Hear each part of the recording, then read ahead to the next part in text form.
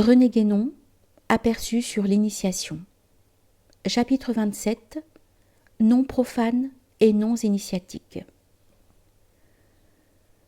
En parlant précédemment des divers genres de secrets d'ordre plus ou moins extérieur qui peuvent exister dans certaines organisations, initiatiques ou non, nous avons mentionné entre autres le secret portant sur les noms de leurs membres. Et il peut bien sembler à première vue que celui-là soit arrangé parmi les simples mesures de précaution destinées à se garantir contre des dangers pouvant provenir d'ennemis quelconques, sans qu'il y ait lieu d'y chercher une raison plus profonde. En fait, il en est assurément ainsi dans bien des cas, et tout au moins dans ceux où l'on a affaire à des organisations secrètes purement profanes. Mais pourtant, quand il s'agit d'organisations initiatiques, il se peut qu'il y ait là autre chose, et que ce secret, comme tout le reste, revêt un caractère véritablement symbolique.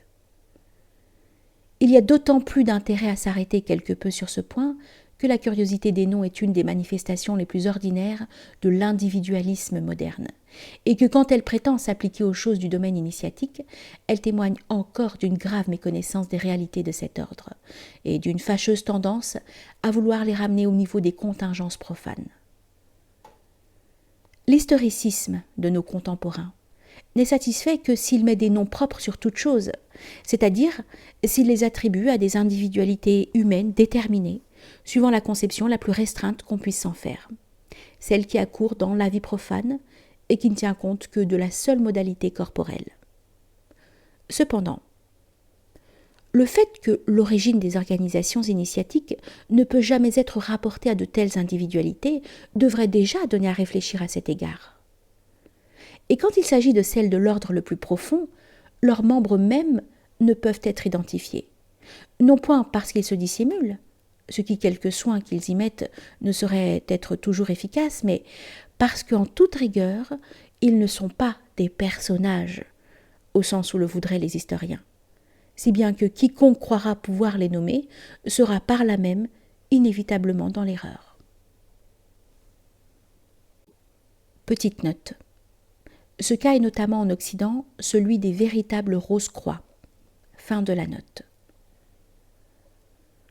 Avant d'entrer dans de plus amples explications là-dessus, nous dirons que quelque chose d'analogue se retrouve, toute proportion gardée, à tous les degrés de l'échelle initiatique, même aux plus élémentaires, de sorte que si une organisation initiatique est réellement ce qu'elle doit être, la désignation d'un quelconque de ses membres par un nom profane, même si elle est exacte matériellement, sera toujours entachée de fausseté, à peu près comme le serait la confusion entre un acteur et un personnage dont il joue le rôle, et dont on s'obstinerait à lui appliquer le nom dans toutes les circonstances de son existence. Nous avons déjà insisté sur la conception de l'initiation comme une seconde naissance. C'est précisément par une conséquence logique immédiate de cette conception que dans de nombreuses organisations, l'initié reçoit un nouveau nom, différent de son nom profane. Et ce n'est pas là une simple formalité, car ce nom doit correspondre à une modalité également différente de son être, celle dont la réalisation est rendue possible par l'action de l'influence spirituelle transmise par l'initiation. On peut d'ailleurs remarquer que, même au point de vue exotérique, la même pratique existe, avec une raison analogue dans certains ordres religieux. Nous aurons donc pour le même être deux modalités distinctes, l'une se manifestant dans le monde profane et l'autre à l'intérieur de l'organisation initiatique. Petite note.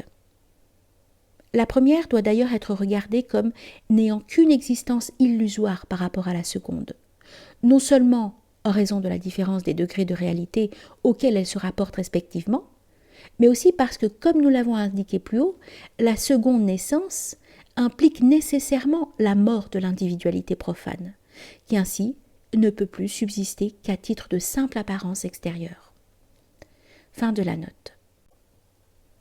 Et normalement, chacune d'elles doit avoir son propre nom, celui de l'une ne convenant pas à l'autre puisque elle se situe dans deux ordres réellement différents. On peut aller plus loin. À tout degré d'initiation effective correspond encore une autre modalité de l'être. Celui-ci devrait donc recevoir un nouveau nom pour chacun de ces degrés. Et même si ce nom ne lui est pas donné en fait, il n'en existe pas moins, peut-on dire, comme expression caractéristique de cette modalité, car un nom n'est pas autre chose que cela en réalité. Maintenant, comme ces modalités sont hiérarchisées dans l'être, il en est de même des noms qui les représentent respectivement. Un nom sera donc d'autant plus vrai qu'il correspondra à une modalité d'ordre plus profond, puisque par là même, il exprimera quelque chose qui sera plus proche de la véritable essence de l'être.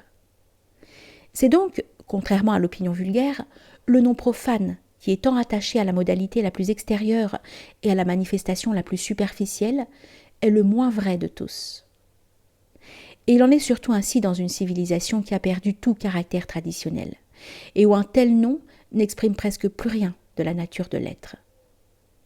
Quant à ce qu'on peut appeler le véritable nom de l'être humain, le plus vrai de tous, nom qui est d'ailleurs proprement un nombre, au sens pythagoricien et kabbalistique de ce mot, c'est celui qui correspond à la modalité centrale de son individualité, c'est-à-dire à sa restauration dans l'état primordial, car c'est celui-là qui constitue l'expression intégrale de son existence individuelle.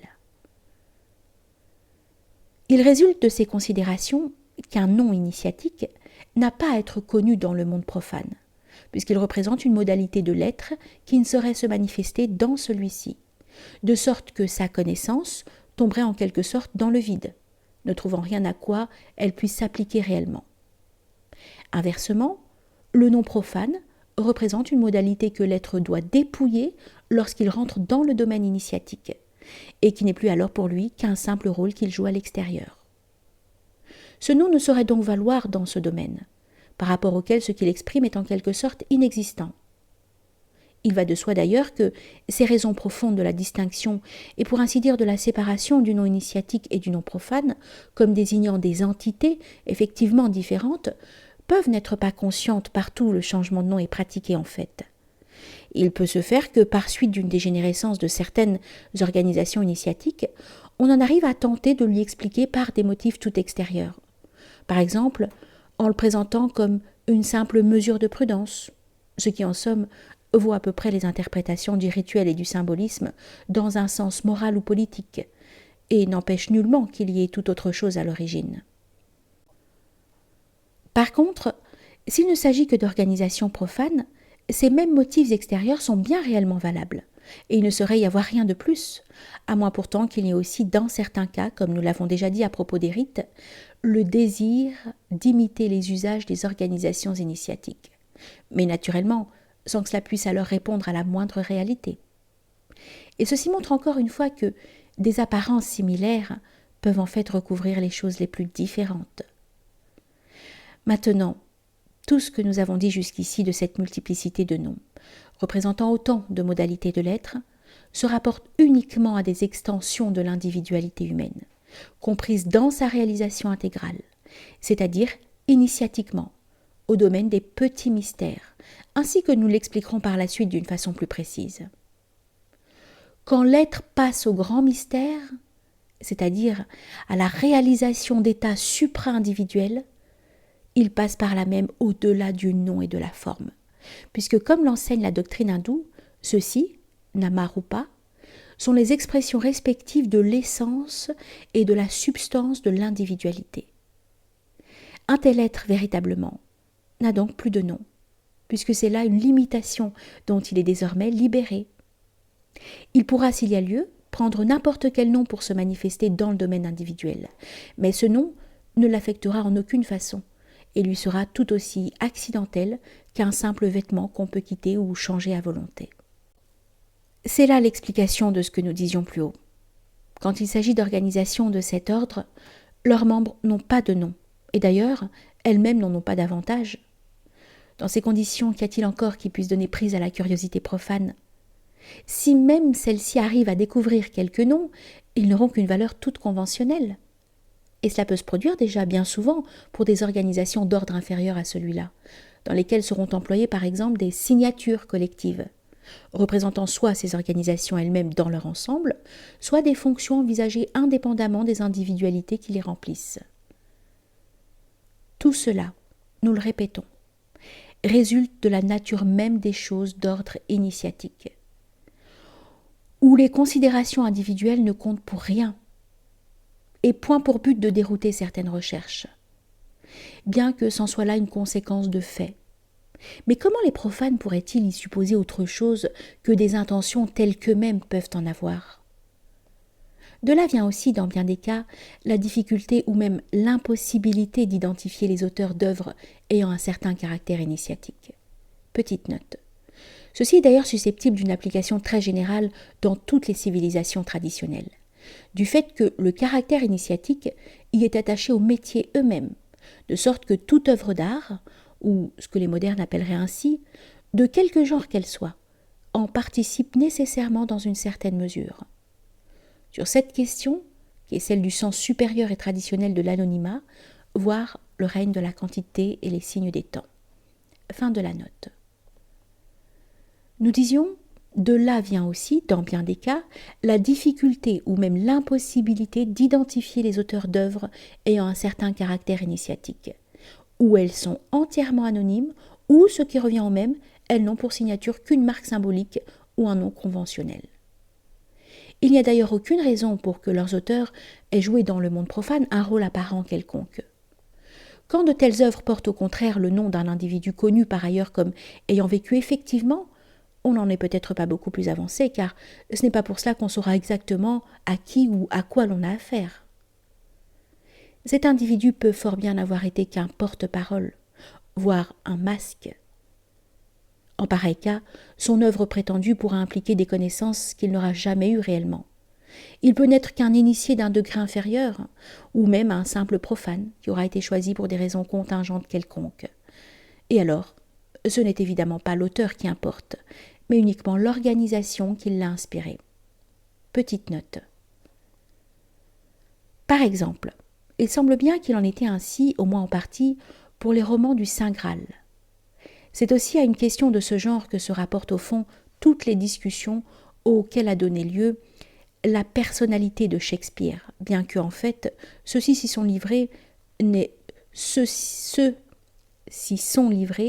jamais supporté cette question sur son véritable terrain, de sorte qu'ils n'ont guère fait que l'embrouiller d'une façon à peu près inextricable.